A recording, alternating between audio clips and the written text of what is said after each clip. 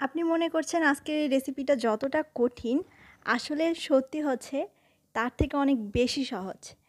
পুরো ভিডিওটা দেখলেই বুঝতে পারবেন এটা বানানো কতটা ইজি, খেতে যে খুবই মজার সেটা আমি আর মুখে বলে দিতে চাচ্ছি না। আপনারা অবশ্যই ট্রাই করে দেখবেন, ইনশাআল্লাহ আপনাদের ভালো লাগবেই। আমি এখানে হাফ কাপ পরিমাণে তরল দুধ নিয়েছি কুসুম গরম। আপনারা চাইলে দুধের পরিবর্তে কুসুম গরম পানিও দিতে পারেন। আমি এখানে ইস্ট দিলাম হাফ চা চামচ। ইনস্ট্যান্ট ইস্ট দিয়েছি। অবশ্যই ভালো মানের ইস্ট ব্যবহার করার চেষ্টা করবেন, তাহলে কিন্তু পরিমাণেও কম লাগে এবং ইস্ট দিয়ে যেই খাবারটা তৈরি করবেন সেটাও একদমই পারফেক্ট হবে। চিনি দিলাম এখানে আমি 1 টেবিল চামচ, আর লবণ দিচ্ছি স্বাদ মতো, 1/4 চা চামচের মতো হবে। এবার একটু মিশিয়ে নিব চিনিটা গলে যাওয়ার পর্যন্ত। আর তারপরে আমি এখানে 1 কাপ পরিমাণে আটা অল্প অল্প করে অ্যাড করে দিব। অল্প অল্প করে আটা দিয়ে এভাবে করে মিশিয়ে নিচ্ছি।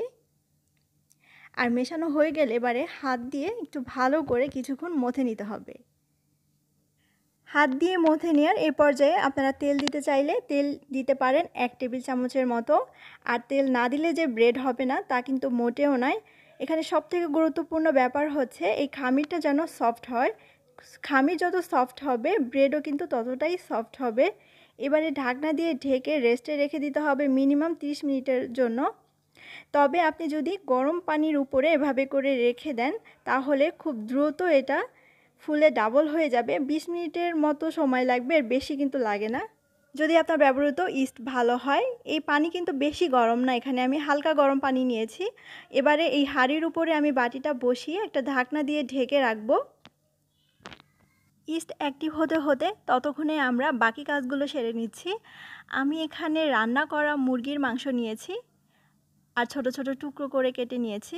নর্মালি যেভাবে মুরগির মাংস ভুনা করা হয় ওইভাবে রান্না করা। আপনারা চাইলে মুরগির বুকের মাংস ছোট ছোট টুকরো করে পরিমাণ মতো মশলা, সয়া সস এগুলো দিয়ে হালকা তেলে ভেজেও নিতে পারেন, অথবা মাংস কিন্তু চাইলে সেদ্ধ করেও নেওয়া যেতে পারে। রেসিপিটাকে আরও বেশি ইজি করার জন্যই আমি এই সহজ টেকনিকে আপনাদের দেখাচ্ছি। দেখতে পাচ্ছেন আমি এই মাংস সাথে যে ঝোল, তেল, মশলা থাকে এই পুরোটাই নিয়েছিলাম আর এই প্যানের মধ্যে দিয়ে দিলাম। এবারে কিছুক্ষণ নেড়ে চেড়ে একটু ভাজা ভাজা করে নিব আর তারপরে আমি এটা চুলা থেকে নামিয়ে নিচ্ছি।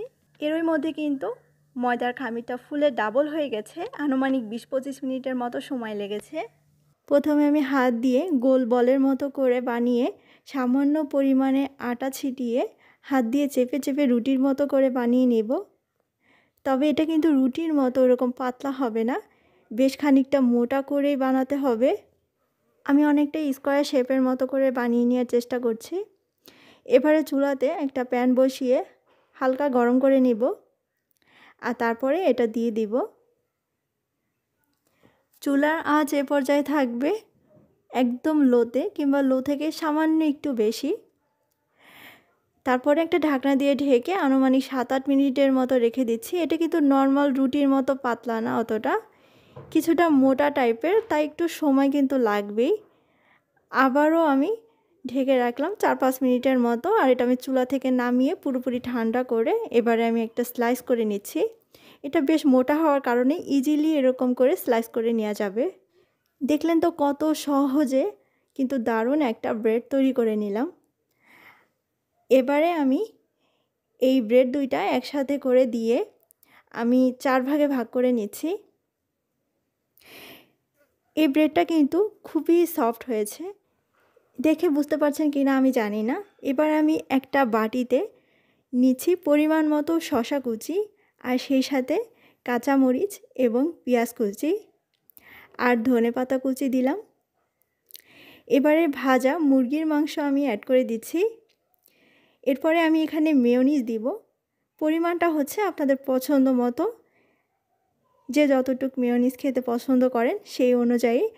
মেয়োনিজের রেসিপি কিন্তু অলরেডি আমার চ্যানেলে আপলোড করা হয়েছে, আপনারা চাইলে দেখে নিতে পারেন। এই ভিডিওর ডেসক্রিপশন বক্সে লিংক দিয়ে দিব।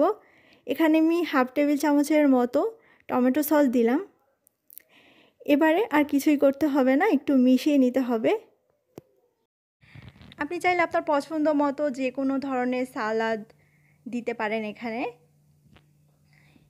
এবারে আমি ঠিক স্যান্ডউইচের মতো একটা স্লাইস ব্রেডের উপরে আমি পরিমাণ মতো দিয়ে দিচ্ছি আর আরেকটা দিয়ে কভার করে দিচ্ছি। ঠিক এভাবেই আমি বাকিগুলো বানিয়ে নিচ্ছি। আপনি চাইলে আমার মতো এভাবে করে টুথপিক দিয়ে গেঁথে দিতে পারেন, এতে করে দেখতেও যেমন ভালো দেখায় আবার সুন্দরভাবে সেট হয়েও থাকে। দেখতে যতটা লোভনীয় লাগছে, খেতে কিন্তু আরও অনেক বেশি মজার। আমার আজকের এই সহজ রেসিপি আপনাদের কেমন লাগলো প্লিজ কমেন্টে জানাবেন। আর যদি ভালো লেগে থাকে তাহলে অনুরোধ করব একটা লাইক দেওয়ার জন্য। আপনার দেওয়া ছোট্ট একটা লাইক আমার কাছে অনেক বিশাল কিছু এবং অনেক বেশি অনুপ্রেরণা দেয়।